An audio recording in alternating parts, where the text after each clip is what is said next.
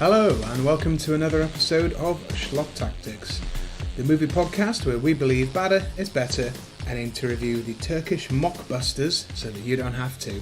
My name is Ash and I'm joined once again by Mark. Oh, hi Mark. Good evening.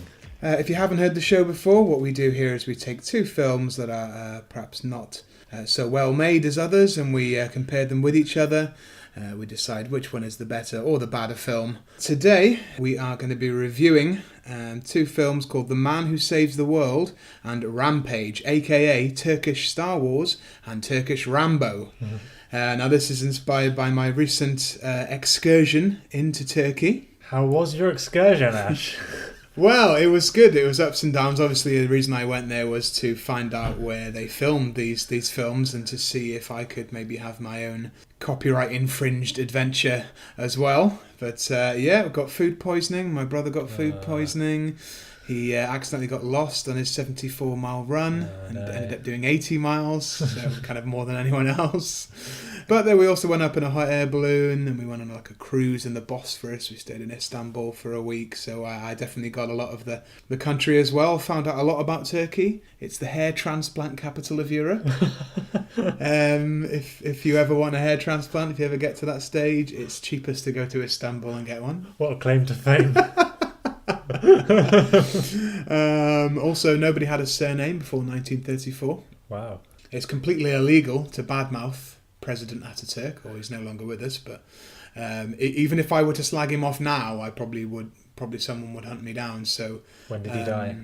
Oh, he died in like the 40s, so He's been gone a while, but they really like him, so I like him too. President Mustafa Ataturk, he's a good lad, and I'm sure he would have approved of these two movies that we're going to talk about today. So, before we go any further, I want to mention the last show that we did do. Obviously, we've been slowed down a little bit by my adventures, but the last episode we released was our Halloween special, where we reviewed Halloween 6, The Curse of Michael Myers, and we did Halloween Resurrection as well, two awful entries into the franchise. They'll never die. So that was the Halloween episode. Go back and check that out. But we're back to business as usual now with some Turkish mockbusters, as I say. So to give you all a bit of context, in the 70s and 80s, there were basically no enforcement of copyright laws at all in Turkey. You could do pretty much whatever you wanted. And also it took a very long time for Western big films to actually come out in the cinema in Turkey. So this led to some opportunistic filmmakers, such as Çetin İnanç, who directed the two films we're going to talk about today. It's led them to make their own versions of very popular films such as Star Wars and Rambo and get them into Turkish cinemas well before the Turkish people would have had a chance to see the real thing, in many cases using footage from those films, which we'll get to. But yeah, it was kind of the Wild West, or the Wild East-West in Turkey at this time. So first of all, we're going to talk about Turkish Star Wars. It's also known as The Man Who Saves the World in English, and Dünyayı Kurtaran Adam in Turkish. What were your first impressions of Turkish Star Wars, Mark? I know you haven't seen the Star Wars films in a while. Was this... what did you think of this interpretation of those films? Not a very close portrayal of the original. I'm very confused as to why there was Indiana Jones music used repeatedly. Well, let's be honest, it wasn't just ripping off Star Wars, it was trying to rip off as many films as conceivable. Yes. But I like to think maybe they thought by putting the Indiana Jones music in, no one would cotton on to the fact it was actually a Star Wars rip-off and be thrown off the trail. Although they've picked another George Lucas film, so I'm not sure that's going to work. They had like backdrops of Star Wars footage, I think, at the beginning. They incorporated Star Wars footage from the first Star Wars. Also Soviet and American space race propaganda movies. Got to throw some propaganda in there just somewhere. General bits and bobs that were lying around in the local library, yeah. So yeah, as you mentioned, there's quite a bit of footage from the actual Star Wars which they put in with no kind of regard for the law. The story goes that they actually did construct massively elaborate sets for this film, but they were destroyed in a storm a couple of weeks prior to shooting. And the production companies wouldn't finance any more to be made. So one of the producers or someone working on this film bribed a security guard at the film library, the film place, and he gave them a copy of Star Wars that he happened to have a genuine copy, and they ended up copying it into their own sort of film, often in the wrong ratio. So the Death Star is like a death egg and stuff like that. It's squeezed down into anamorphic ratio, so it looks really wrong as well. But yeah, Turkish Star Wars. It's sort of the plot of regular Star Wars. Transferred to Turkish motives and Turkish themes, national themes, if you like. Yeah. Starts off with some nice lift music, and I guess their sort of version of the sort of crawling title credits. Yeah. They just had what looked like some guys holding up, sort of waving some pieces of writing in front of the camera and then taking it away again. It was often like different fonts and sizes. It was like all squished and stuff. This is the best they could do. Like I say, we get like a space age montage, so including footage from Star Wars, Soviet and American space race propaganda. We get this kind of rambling exposition, like really nonsense plot that it was just crammed into. I couldn't keep up with the subtitles. We watched a subtitle version of this film. It was repetitive nonsense. It's really hard sci-fi. It's talking about human brains, rule the world, and stuff about the moon, and like previous films we've reviewed, it's got a really nonsense prologue, similar to like Johnny Mnemonic when we did that, and kind of obviously this is more kind of different themes, but they sort of front load the film because they think, well, in case we forget to give any explanations throughout, which is quite possible, we'll cram it all in the first 2 minutes in sort of subtitles, and you just know that none of what they say in that prologue is going to come out during the film. Probably not. Really. No. So take it all in now. But we're introduced to our two heroes, which is Murat and Ali. These two brave Turkish men, the voiceover says. We got our sort of Darth Vader type character, I suppose, who's sort of referred to as the Wizard. He looks like he's got like a cereal box or some cardboard that's been like sprayed gold and put over his face with just his beard poking out. We get the typical laser dog fight. This sort of throughout the film, there's a sort of macho banter about I bet there's some women down there. There'll be some chicks with miniskirts on that planet. It's repeatedly talking about how they suspect that the planet is only inhabited by women. And they hope it's like the planet of the babes, the planet of the chicks, in their words. Really horny heroes in this film. This doesn't really happen in Star Wars. But they're just constantly talking about women and like being like boorish. We got our first taste of Indiana Jones theme, not the last. It's used to death in this film repeatedly. And then they stop after that because no one will catch it, no one will figure them out. Then there's more talk about this human brain. This wizard is like, with the human brain I will conquer the universe. The human brain is the most powerful weapon in the universe. These little hints again of the sort of pseudo-science, the sci-fi that's going to be happening here. So our heroes crash land in the desert, in the mountainous region, and this was actually filmed in Cappadocia, where I did go. Actually looked this up. It's most of the mountainy bits in this film are filmed in the place called Goramay, which I did drive through a few times. We stayed in the next town over, which was called Ergup, but they all kind of look the same, and everywhere you go in Cappadocia there's mountains that have got little windows and doorways carved into them, because that's how people used to live in that region. So this is the area that this entire movie is filmed in. So I told you I was going to go and do some research, and I stayed in a cave hotel myself. So I lived like the men who saved the world for at least a couple of days when I stayed in Cappadocia. Are you going to be in the next Turkish whatever it ends up being? Saw some of the famous fairy chimneys in here as well, which is sort of these rock formations that have been eroded by the wind and the sand, and they kind of look like little dicks. And these are all over Cappadocia, and I saw these straight away in this film. I thought, there we go, I've been here. Get a strong like Planet of the Apes vibes here a lot. I think they do actually use that theme as well. Planet of the Apes theme is in here. I say Planet of the Apes sort of vibes because they've crash landed on what's meant to be an alien sort of planet, but then they see the pyramids of Giza, the Great Pyramids of Giza, and the Sphinx. Obviously all stock footage again, they didn't go to Egypt. No. But they're like, oh my god, what are these strange alien monuments like the pyramids and the Sphinx? At this point we get Phantom of the Opera theme tune as well. when we're watching the pyramids of Giza and the Sphinx, and the music is diddle and they're just running through the sort of library, sort of bootlegged the best movie themes ever rip-off versions. We get the idea that it's all a bit like Mad Max as well, or a bit of Fallout, in that it's all a bit post-nuclear. There's been some sort of disaster on this planet, and that's why everything looks shit and like a desert. That is how Cappadocia looks, but like an alien desert.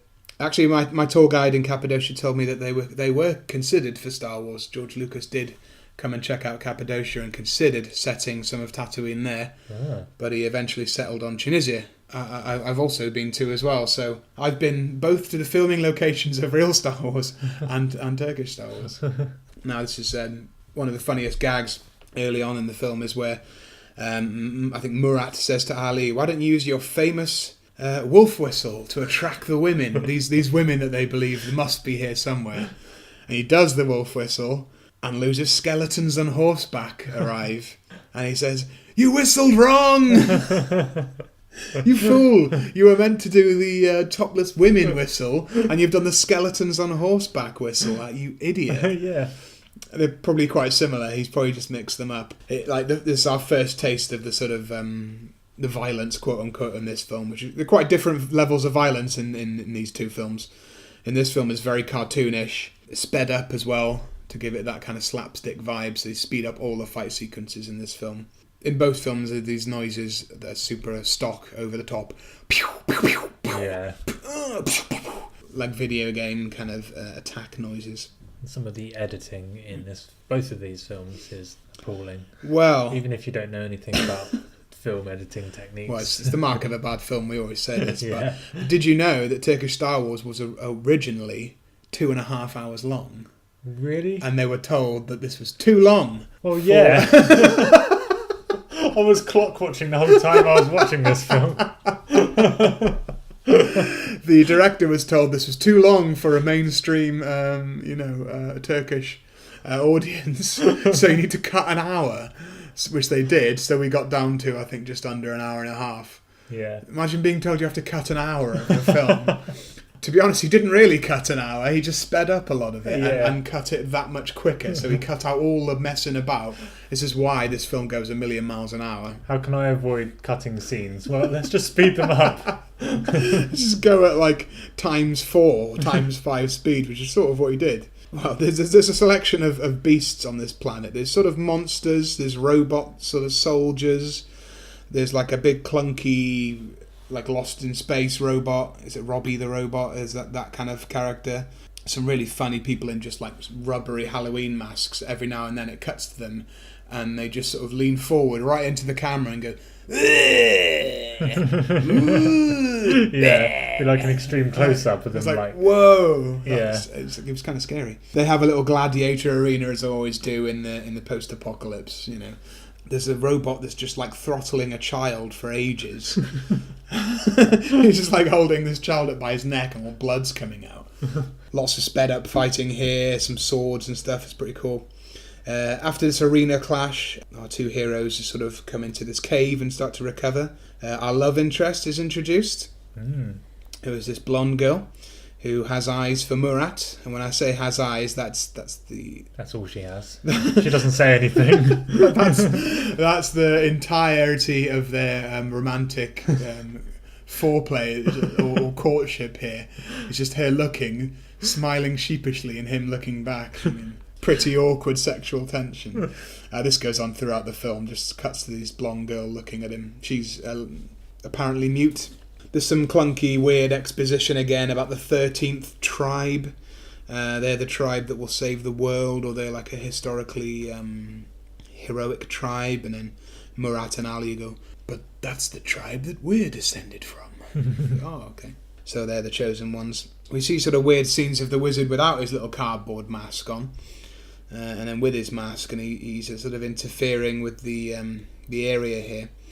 We got some quite cool shots. I thought I was genuinely not scared, maybe startled for a moment or two, and confused when all these mummies started coming out of their graves and like started ripping out of the walls. It was like that was as close as I got to being sort of excited or scared. It was the closest to cool that this film was. This was actually the best creature design in the whole film, and it was blokes with like bog roll on wrapped round their heads.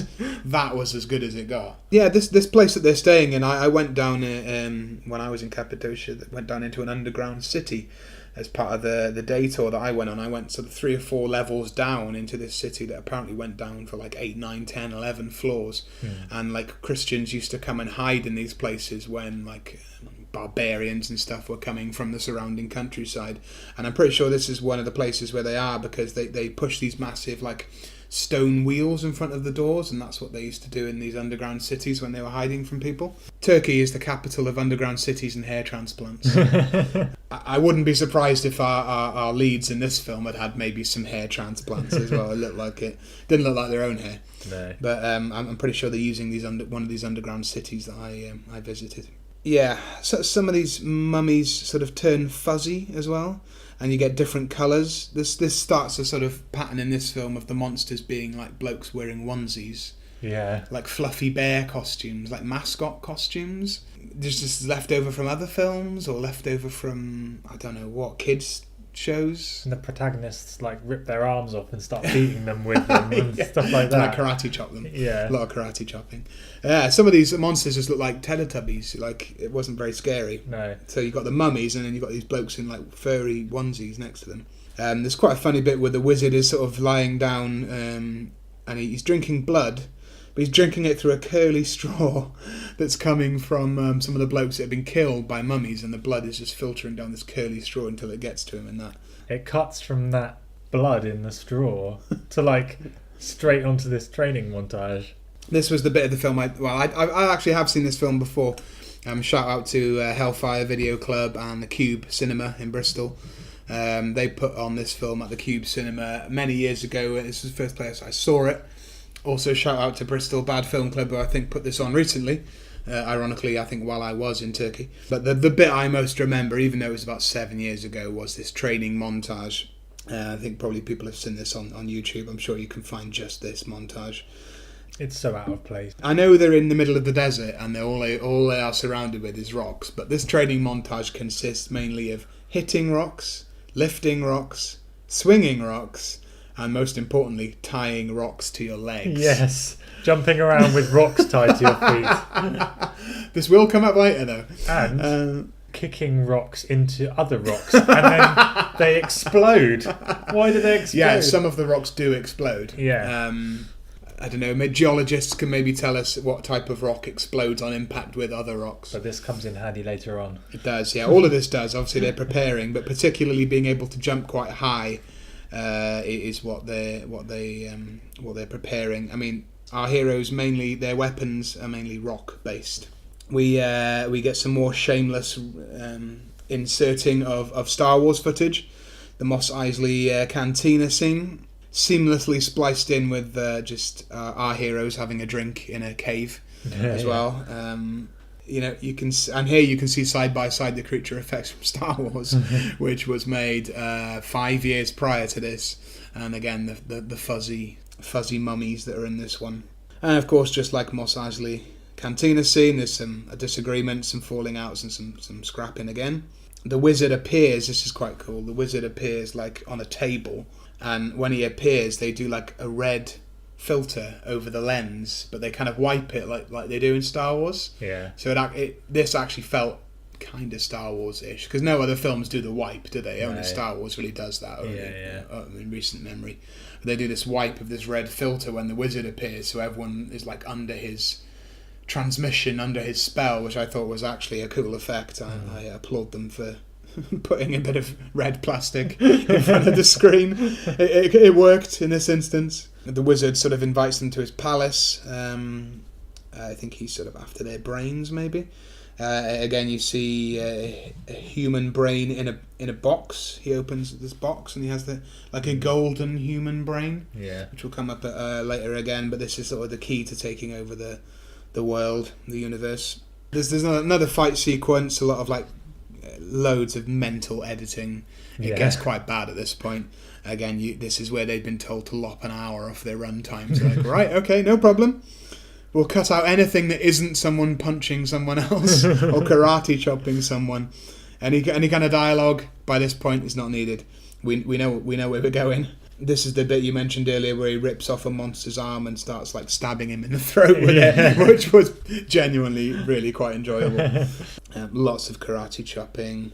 Eventually they capture Murat, the main hero, and they try and bury him alive. The wizard has a bit of a falling out with this kind of queen character who's not really mentioned before now. But he turns her into like a hag. This footage of her turning into a hag and some later footage here, I understand, was taken from a film from 1962, a Turkish sort of monster film, sci-fi monster film. So they're using footage from a film that came out 20 years before their own film, and it still looks better than what they're doing. We get some more like arena battling. Murat is just repeatedly jumping on a monster, just like stomping on it. There's a sort of massive uprising where everyone in this like underground city starts going mad and fighting with the androids and the fuzzy monsters and all this sort of stuff. There's a nunchuck fight around this time, and the guys sort of nunchuck make this noise which is like it's pretty cool. I don't know what film they nicked that sound effect from, but it's around this time they find Murat finds a big gold sword, and when I say big, it's about 5 foot long. The jagged one. It's like jagged. It looks like a little golden tree. It's like it looks so stupid. It's just like cardboard. It's like something from Dark Souls or something like a ludicrous video game where you'd have a sword that's bigger than your character. Yeah. It's made of wood or cardboard by the looks of it. He also finds the gold brain. He comes across Ali, his friend, and it seems like Ali has turned on him and betrayed him for the wizard briefly. He gets turned into sort of a weird bear monkey type monster, which again is stock footage from this film that came out in 1962. But then the very next scene it cuts to Ali being strapped down into some sort of machine. I was pretty confused here. Lots more jumping around, killing red fluffy monsters with a sword over it. I felt that this is perhaps where they cut a lot of the film out of. There should have been some more plot in a lot of somewhere. the plot. Yeah. A lot of the forward motion. Now, throughout this film, every now and then there's been this character of the old wise man in the cave. Yeah. He sort of pops up every now and then to give them advice and point them in the right direction. And then there's sort of this scene where he morphs into the wizard. And you're thinking, oh my God, it was the wizard all along. What a great twist. And in the very next scene, you see the old man again doing something different. It's like, what the fuck is going on? Why the characters appear to be in two places at once? Whether this is meant to be the wizard using his magic powers. It's quite a cool bit where Murat chucks the sword and the brain, the gold sword and the gold brain, into like this cauldron, and it melts them, and then he puts his hands into the gold liquid metal, which would really fucking hurt. But he's alright. And he pulls it out and he's got these golden gauntlets on, which is super video game as well. It's like something from Zelda. Yeah. They're probably like way too big for his arms. They're ridiculous. Like massive yellow gauntlets. Yeah. It's around this time they're stuffing in a bit more Star Wars footage of the Death Star cannon being fired up, the boom. I didn't even nick that sound effect. The Earth is going to be destroyed by the Death Star, apparently. Loads of Star Wars footage here, doesn't really relate to anything. And then you get this sort of extended fight sequence where Murat finally confronts the wizard and he kills him. This is probably one of the best deaths in the scene. He kills him by giving him a karate chop to the head, so powerful that it splits him completely in half. They show the wizard's face, but they only light half of the face. And the other half is in darkness. The cheapest way possible to convey that he's been split in half. But then, Murat saves the world. He's the man that saved the world. He says goodbye to the blonde woman and the child who's been sort of hanging around with her. And all the villagers sort of wave and go, goodbye, man from Earth, goodbye. And he flies off in the Millennium Falcon. Yeah. Just to wrap it up, the Star Wars thing up nicely. If you want to know what happens next, you're going to have to watch Star Wars. There you go. The man who saved the world. Turkish Star Wars. What are your overall impressions of this one, Mark? I felt like the fighting scenes far outweighed any kind of real plot, per se. Action heavy. Yeah, action heavy, very convoluted. Any dialogue there was just nonsense. I wasn't really following much of it. I kind of understood kind of what was going on, but now that you've mentioned that they cut out an hour of the film, it kind of makes sense that there was no real flow to the narrative. Sense. Yeah. Imagine if this had been 2.5 hours. Oh God! I was like, I would have read the Wikipedia page. I was getting fed up after 20 minutes of this film. People just have to believe us that we do actually watch these films. But if it had been 2.5 hours, I might have just read the Wikipedia. Oh, I think I would have thrown something at the wall. What a mess. It only vaguely resembled the plot of Star Wars. Most of this took place on a planet, not in outer space, which is sort of the appeal of Star Wars. Yeah. It's a war in space. There were the vague references, but they were very few and far between. Yeah. I mean, I'll give them credit. They splashed out for sort of flight helmets to make them look like they were in an X-wing. Yeah. And I guess the wizard sort of costume design was okay. Some of the costume design was all right, actually, considering what minuscule budget they must have had. There were bits of dialogue that were funny, and some of the action was entertaining. But generally, like the plot wasn't cohesive enough to like be able to follow or be interested in or anything like that. But bear in mind, apparently in 1982, even though Star Wars came out in 1977, apparently in 1982 it still hadn't made it to Turkey. So some of these people, many people in Turkey were seeing this film before actual Star Wars. Yeah, they probably thought it was pretty good, pretty cool. Like, it's hard to remember a time before Star Wars. Sci-fi blockbuster or any kind of blockbuster before Star Wars is a very different kind of film, so I think there were people probably still getting their minds blown by this film. Yeah. Like, oh my god, there's monsters and aliens and robots, and what a mess. An hour had been cut, and I'd still say it's an hour too long. The Man Who Saved the World, Turkish Star Wars. Check it out if you've watched like every single Star Wars film, every single Star Wars knockoff, apart from this, because there's plenty more. Other than this, obviously, there's loads of Star Wars rip-offs. Yeah. Once you've watched all of those, maybe check this out. If you're interested in Turkish. If you've got nothing else to do. If you're interested in Turkish mockbusters, which this week we are very much. Okay, so the next film that we're going to talk about now is Rampage from 1986, a.k.a. Turkish Rambo, a.k.a. Korkusuz. This film is also directed by Çetin İnanç, the Roger Corman of Turkish mockbuster cinema. This came out in 1986, obviously after all 3 Rambo films had already come out. But like I say, hadn't made it to Turkey yet, so they were going to knock this one off as well. They were very popular in America, of course. What were your first impressions of Turkish Rambo, Mark? I think the story was more coherent. Yeah, it was kind of a plot. There was more. The dialogue was better. I don't know whether that's because we were watching it. Yeah, we did watch an English dub on this one, which was a lot more instead of a lot easier. Yeah, I started to identify with characters a lot quicker and figure out who they are. Yeah, and what their motives are and what they're doing. Which is which, and yeah. So yeah, I kind of felt like this seems like the director's later film, like he's kind of improved on himself or something like that. 4 years later. Yeah. I don't know how many films he made in that time. Who knows? And also the action seemed a bit more full on and actually quite violent. Genuinely enjoyable at some points. It's pretty hardcore, which we'll get onto. Times. Right? Yeah. So Rampage, the plot of Rampage is, I would say, more similar to the plot of Rambo, maybe Rambo 2. Or should I say First Blood Part 2? That's a whole other story. The second Rambo film. Have you seen the poster for this film, Mark? No. Okay, so here's the poster for Rampage, which is the American title. So this is weirdly a rip-off of an American film that has been turned around and marketed back at the Americans. And that's... Okay, yeah. And what's the tagline at the top, Mark?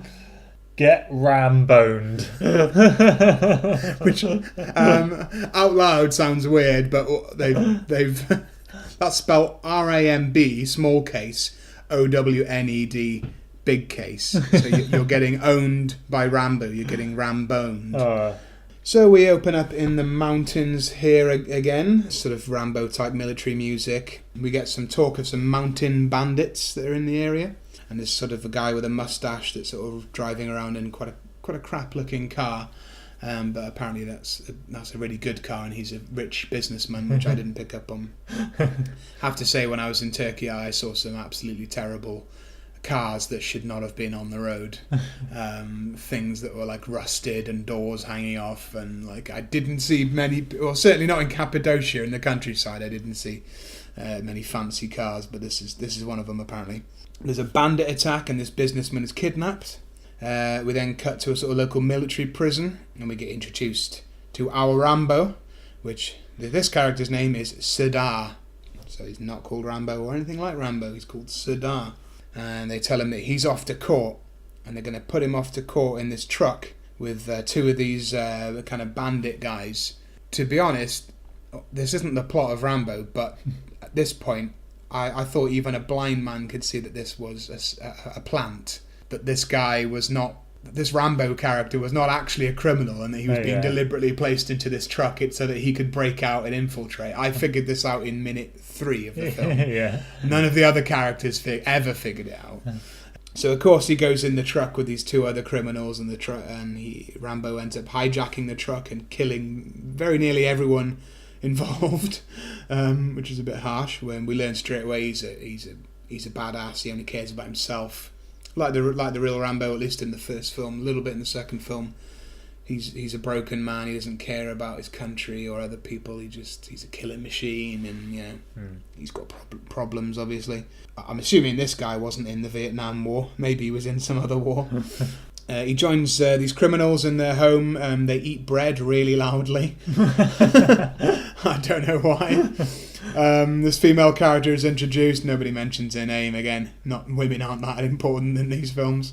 Her grandfather is there, and he said yes, her dad had to go away. He'll be home soon. And we hear a knock at the door. Oh, let me in! He's been like murdered as he's coming through the door. Oh, there he is. Oh! He's like, let me in or I'll shoot you. Let me in. And they open the door, and he's just like clutching his stomach, and he's been fucking shot. So there you go. Daddy's home. And then he's followed into the room by these bandits who all look like the Elephant Man. Sacks on their heads, but still doing a good job of sort of intimidating and shooting people. I don't know if you noticed quite early on, like I did, but the English dub for the Serdar character is somebody doing an impression of Sylvester Stallone. Yes, I definitely noticed this kind of deep-voiced, slurred speech, obviously ripping off Sylvester Stallone. Didn't seem to match the actor. No, I don't know, but I got the sense that this actor would actually be quite a high-pitched voice. I don't know why. Yeah. Serdar was actually played by a guy called Serdar. That's his real name. Serdar Kebab Silah. Actually has kebab in his surname. That's the Turkish word for kebab. Kebab. That's with a P on the end. So Serdar Kebab Silah. Maybe that means destroyer of kebabs or something, I don't know. Should I have kebab in my surname? Mark Kebab. If you look at this guy's films, he kind of looks like the Arnold Schwarzenegger of Turkey by the looks of it. Or the Sylvester Stallone. Oh look, there's a film there that looks like Rocky. Kara Simsek. There you go. There's a film called Kara Simsek, which has got Serdar on the front wearing like a boxing belt. Yeah, maybe we should check that out. So Serdar is your go-to Sylvester Stallone kind of, not look-alike as such, but certainly he does a pretty good impersonation of Sylvester Stallone. Straight away we're introduced here to the sort of leader of the gang, and I don't know if you recognise this guy, but he was the old guy from Turkish Star Wars, the wise old man in Turkish Star Wars. So same director and one of the same actors here has been carried over as well. I should have recognised that. He had quite a minor role in Turkish Star Wars, or at least in the final cut. Yeah. Perhaps. Maybe he had an hour more in the original. I feel like maybe he should have had more, and that's why he's been given quite a good role in this film. He's probably quite a veteran actor, and he got properly shafted on the theatrical cut of Turkish Star Wars. So he's given quite a good villainous role here in Turkish Rambo. At this gang headquarters, we see this businessman from the beginning of the film with the moustache. He's been captured, and also Serdar has been captured as well. So everyone's conveniently at this place now. In order to teach Sadar a lesson, the gang boss buries him up to his neck in the garden. I got clear Story of Ricky vibes at this point. Yeah. With this guy buried up to his neck in mud, and then it starts to rain, and he's just like gurning and like he's flexing his like neck muscles to see if he can somehow flex his way out of the being buried up to the neck, but he's not able to. I was a bit disappointed actually. I thought he might just like shoot out of the mud or something, but no, he's not able to. There's a scene where Sadar is there buried up to his neck, flexing and grimacing. The young girl from earlier is being sort of grabbed and roughed up by some henchmen, and this gang boss is just repeatedly shouting at her, "You'll talk! Talk! Why won't you talk? You're going to talk! I'll make you talk!" This went on for like a solid 3 or 4 minutes, and it's just ridiculous. Yeah, I was like, when is this going to stop? I just don't understand. We were just sitting here, just waiting and waiting for something to happen. Surely something's going to happen. They're going to attack her, or she's going to break free, or Sadar's going to burst out the mud. But no, none of that happens. What actually happens after 3 minutes of this is the boss gets called away and just walks away from the scene. And there's no payoff whatsoever. Such an anticlimax. So I was like, fuck, there better be some fucking stabbing in this later. And there is, so it's okay. But the boss goes to talk to this rich businessman guy who's being held hostage. The guy says, "Oh, call my buddy Jakob. He'll come and sort me out. He'll give you the money you want, or whatever it is that you want. He'll organise it for you." Yeah, he said he tells the hostage that he's an important person and he's probably worth some money or something. So yeah, we'll get it out of you. We cut to the next morning when Sadar sort of wakes up, still in the mud, still buried up to the neck. He's really thirsty. So the way they've demonstrated this is that they've sort of glued half his mouth shut with something. So you can only open one side of his mouth. Oh, yeah. You can't see this, but you can hear it. To indicate he's so thirsty that his lips are fused together in areas. Yeah. This is ludicrous. A millipede starts crawling close to his head, and you're thinking, oh. And then a henchman is filling up some water, and as a joke just starts pouring it out onto the ground. But after all this, the gang boss says, "You know what? He's a tough guy. He's a strong guy. I like him. Yeah. Get him out of the mud." So they get him out of the mud and they hose him down. I think this was the first time you really see this quite impressive physique of this guy. Like, his back is fucking enormous. He must have been the biggest guy in Turkey, like, that you could find. And they make sure they show some close-ups of him, like flexing and stuff. It's like every Schwarzenegger film where he holds the gun in such a way the bicep where his bicep is right to the camera, or the that "you son of a bitch" handshake from Predator. All these things that happen in Schwarzenegger films are definitely happening in this film, where he can't just stand in a room and like he has to like lean against the wall in such a way that his biceps flex. Just every single positioning of this man is designed to show off his muscles. Yeah, and it works because he looks like a fucking beast. Let's get the perfect angle on this shoulder blade. This is quite some muscular homoerotic shooting here. It's great. So he's hosed down. Some of the henchmen come in and start messing with him, and they try to cut him on his arm, but his biceps and his muscles are so immense that he can't actually make any cut with his knife. He's like, "Huh? What?" And he keeps like sawing at this guy's arm, and nothing's happening because his muscles are so like immense. It's hilarious. We get the closest thing to a training montage in this film is it's mostly just flexing again. This scene where Sadar is outside and he's doing like a one-armed push-up on a tree, and you get training montage music, and I was thinking like, oh great, we're going to get a training montage, and it doesn't really go anywhere. No. It's mostly him just flexing, front pose, flexing his arms up, just not at anyone, just on his own in the desert. Yeah. So again, it's just, look how muscular this guy is. You think Arnold Schwarzenegger's big? Well, look at this guy. He's definitely, maybe it's in his contract, like Van Damme has to get his arse out in every film. Maybe it's like that. Sadar agrees to go and get Jakob, which is like this job that the gang boss gets him to do. Again, at this point, if I were them, I'd be thinking, this is weird. We buried this guy up to his neck. We tortured him. But now all of a sudden he's happy to do a job for us. Like, hello, this is a setup. This is a plant, you idiots. Goes to a local cottage and has an incredible knife fight. We start to see a bit more violence now. It's quite full on. I mean, it's not graphic, but and there's lots of like thwacking noises, like pew, pew, pew. Quite a lot of fast-paced stabbing. Yeah, it's still quite violent. Like at its best, it reminded me a little bit of The Raid in the way that people just stab, and like keep stabbing more than you think that they should be allowed to show. You know what I mean? Yeah. It's like, oh, I'm getting more stabbing than I deserve. You know. Oh, the girl has also been escaped from this compound, so he has to accompany her as well. He has to sort of drag her along cross country, and he's a sort of a bit of a brute, so he doesn't really like this. As every sort of woman in these sort of films, she keeps falling over and going, oh, being like pathetic.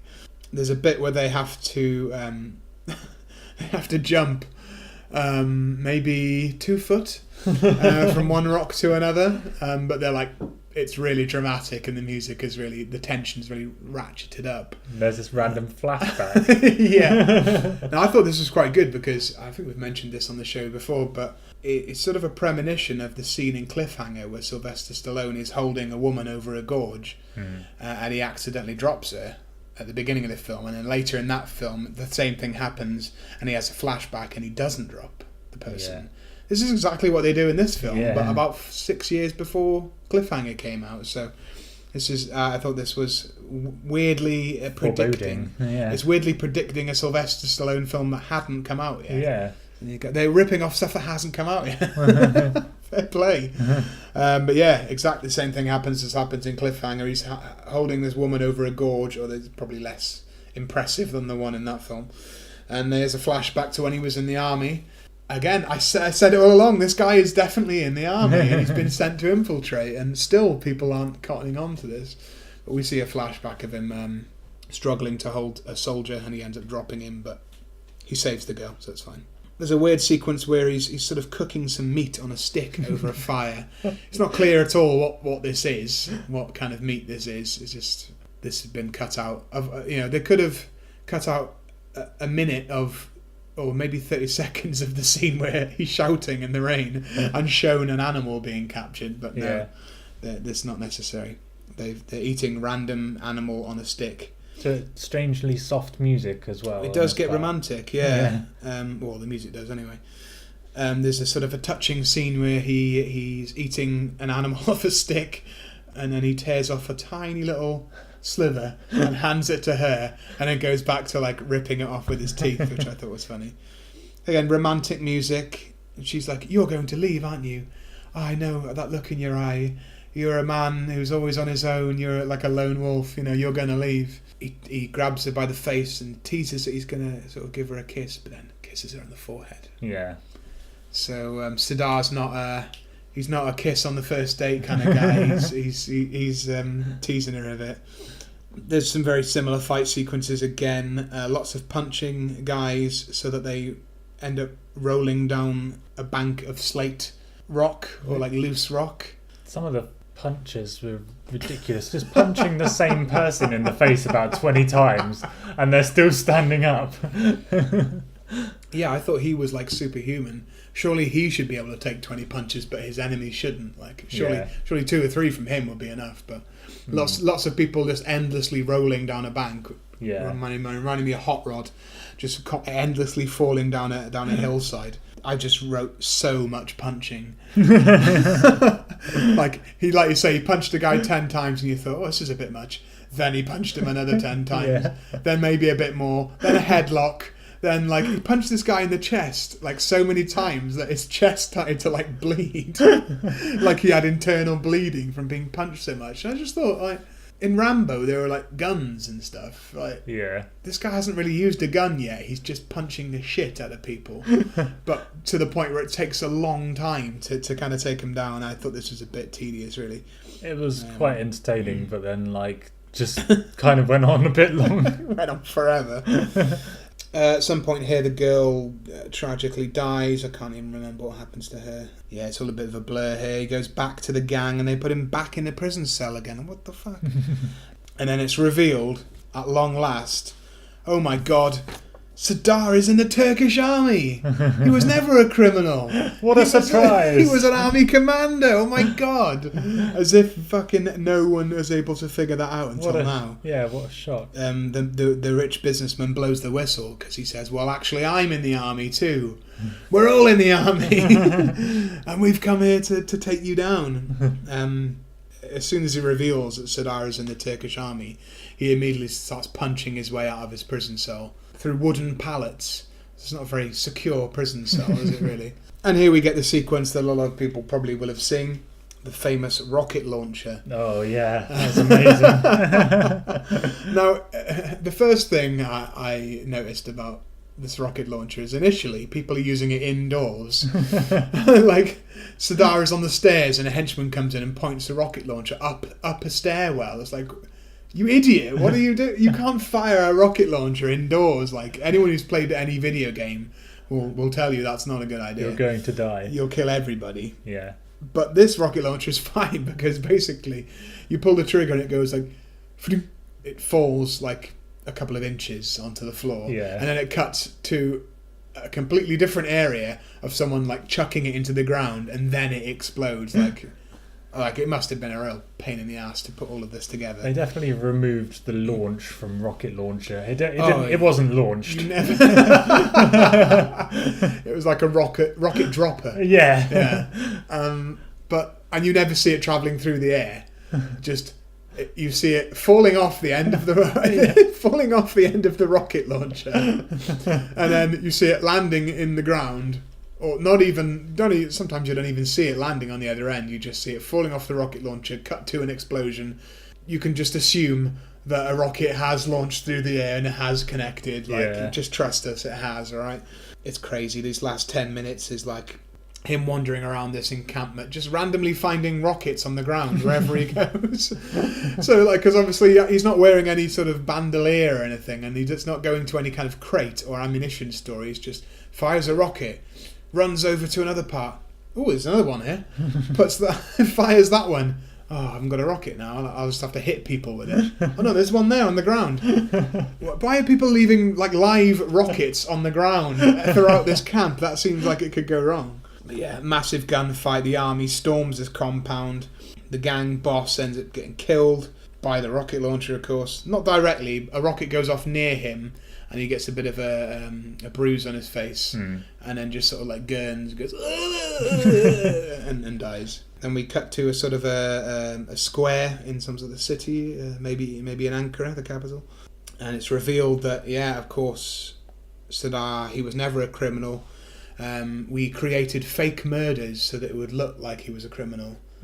I was just thinking, I don't know, I've seen him murder quite a lot of people in this film. I'm not sure they were any fake murders. You should have been present for all this violence. It's just this wonderful irony of, if you're in the army, you can't possibly murder anyone. That's not murder. You know, it's like, that's fine. Yeah. That's fake murder. Yeah. And he's actually a very patriotic guy. He says, well, I love Turkey so much, that's why I did this, and that's why I kill people. So, again, this never really happened in Rambo. It did sort of, as Rambo went on, he became, like, Rambo 3 was a bit cheesy and like, USA. Yeah. But the Rambo character was meant to be completely disenfranchised with America because he was left to rot after Vietnam. He was a Vietnam veteran that was abandoned, and that's why he went mad and started killing people. I'm going it alone. Yeah, the Rambo trilogy itself is very hypocritical when it starts off as this guy that turns against the government and is a villain, an anti-hero, and by the end of the third film, he's like working for the government and he's like, USA, America. So I feel all those hypocrisies are reflected perfectly in this much shorter time frame by this guy who is a murderous, psychotic killer. But it's alright, because he works for the army. It's okay. So there you go, that is Rampage, Turkish Rambo. What were your overall thoughts on this one, Mark? I quite enjoyed it. I think there was slightly more plot than Star Wars. I thought the action was a bit more entertaining. Some of the knife fights and punching and stuff was quite it's definitely entertaining. It's sort of over the top stuff that you do get in Rambo films. Yeah, slightly different, but comparable to a Schwarzenegger and a Stallone. There was some good laughs in this, and I just quite enjoyed it. I mean, it was obviously like pretty stupid in places, but it wasn't as convoluted as Turkish Star Wars for me, anyway. I think it does a much better job of transplanting this franchise and this genre of American cinema over to Turkey. Yeah. And I guess in 1986 people would have seen films a bit like this. Maybe would have seen The Terminator or something like that. Like, surely people had seen action films in Turkey by 1986, but I feel like, I guess American action films of the 1980s, they're not terribly complicated. They shouldn't be anyway. No. Take something like Commando, for example. Yeah. There's nothing complicated at all about that. About as simple as it gets. Yeah. They're simple films. It should be so difficult to fuck up an action film of this type. And I thought they did a good job of transplanting it into a Turkish setting. Just changing a couple of features, I suppose, for the Turkish audiences, and it's a good approximation of a Rambo film. Certainly the later Rambo films, and a good approximation of an 80s action sort of cheese over the top. So I think people in Turkey probably would have been quite delighted with this in 1986, and quite. I imagine some people would have thought, "Fucking hell, this is a bit over the top. This is a bit hardcore." Like, I imagine there was maybe this was a film your parents wouldn't really have wanted you to go see if you were a teenager in Turkey, Yeah. Mark, if you had to sue one of these films for copyright infringement, meaning that it could never be shown again, if you were able somehow to spare one of them so that it could be seen again, even though it's a complete rip-off, which one would you censor, and would you copyright ban, and which one would you save? I would ban Star Wars.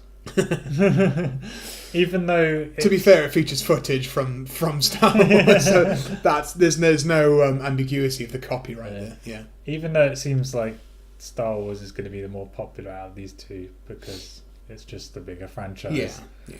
I think Rambo is a bit more entertaining, slightly easier to follow. Yeah. I don't know, there's a lot of crazy action in both, but I think I just enjoyed it a bit more. So I would ban Star Wars. Ooh. And allow Rambo. Yeah, I agree.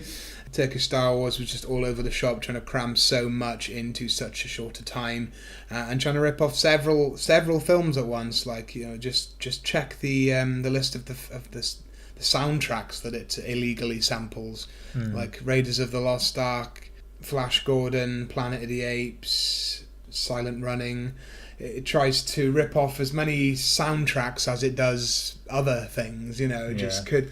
Maybe this guy earlier on in his career was a bit more wild and didn't give a fuck, and maybe by the time Rambo came around, he was like, okay, let's calm down a bit now. Let's try and rip off one thing at a time. Which he did. He did other films that obviously were rip-offs as well, but I think Turkish Star Wars is just a case of just too much going on at the same time. Yeah.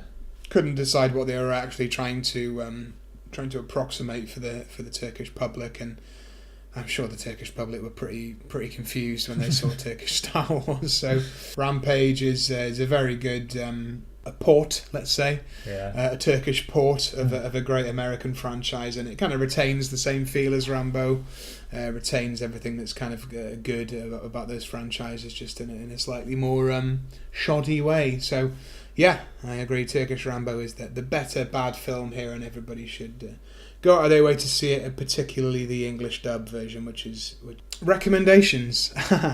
Well, obviously I'm going to recommend many other Turkish rip-offs that I haven't seen, but I hope to one day. Turkish mockbusters, they don't it's not just these two films, it's many films. Turkish Exorcist, I looked up, sounds very interesting.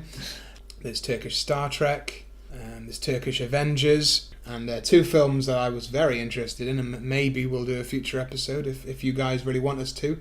There have been not one but two rip-offs of E.T. Wow. Yeah. Google that if you're interested in what Turkish ET looks like. We'll have to do a Turkish Delights too.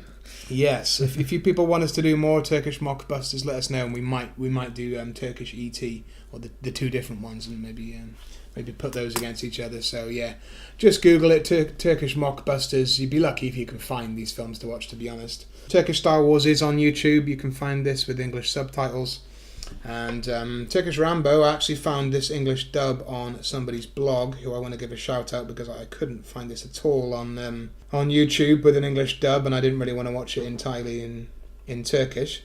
If you guys go to cultmoviesblog.blogspot.com and just scroll down a little bit on the page, this blogger here has got the Turkish Rambo with the English dub, and also some Italian subtitles. If you're Italian, you can also watch it on that page. So please subscribe to this show. Release a new show, you'll be the first to know if you are a subscriber. Give us a review on iTunes. If you could give us a 5-star review, that would be brilliant. If you have any comments or questions about either of these films, you can get in touch with us on Facebook, Instagram and Twitter at Schlock Tactics. Let us know what you thought of these films, any films you would like us to review. Any suggestions, get in touch anytime and let us know about that one. And yeah, that has been another episode of Schlock Tactics. My name has been Ash, and I've been joined by Mark. Thank you for listening. And we'll see you next time. Bye. Bye.